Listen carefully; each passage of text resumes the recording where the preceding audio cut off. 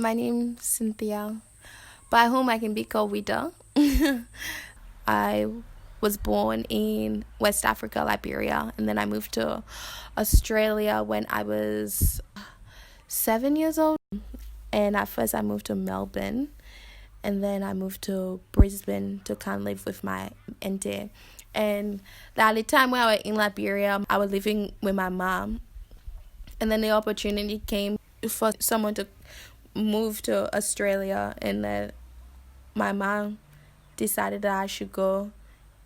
At first, she wasn't thinking for me to go because, who will let their daughter leave them?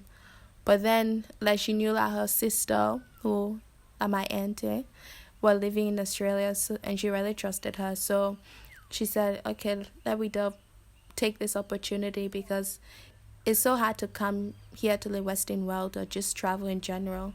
So she never really knew when the opportunity would come again.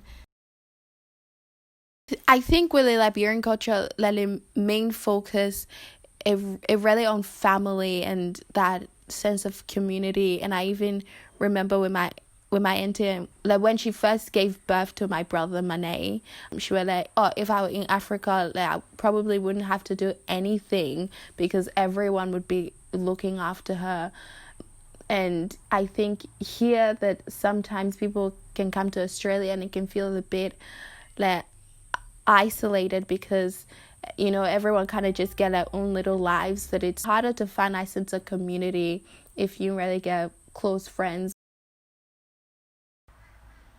In primary school, I always had my natural hair. My auntie would braid it and do all these really cool designs. Oh, but I think when I was in primary school, I think all I really wanted was just to have what all my other friends who were girls and white their hair and their texture, and that I always wanted that, but I never had it, obviously.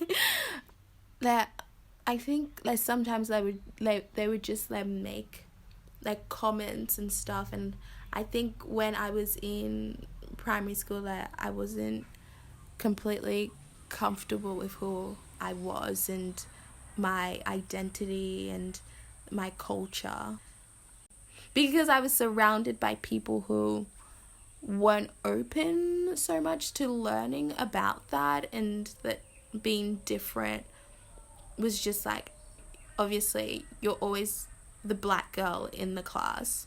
That's what my aunt used to tell me. She was like, no matter what, you're always going to be the one who's going to stand out, and you can never just mesh into the background. And I think for a long time I always wanted to just be like everyone else, but she was like, you're just always going to stand out because you're different, but it's more about just owning the fact that you're different and teaching people in a different culture and whatnot.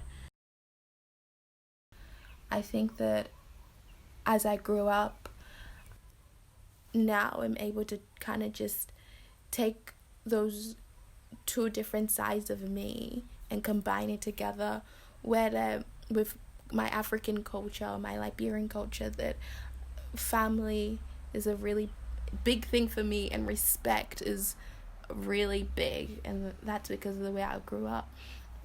But then being a millennial and growing up in Australia, that I'm also able to appreciate the fact that everyone has a choice in how they live their life and their sexuality and who they love, and I'm able to understand and appreciate that and kind of combine these two different sides that maybe when I was younger, I think I definitely tried to fit in, but as I've grown older, that I'm just growing more into myself.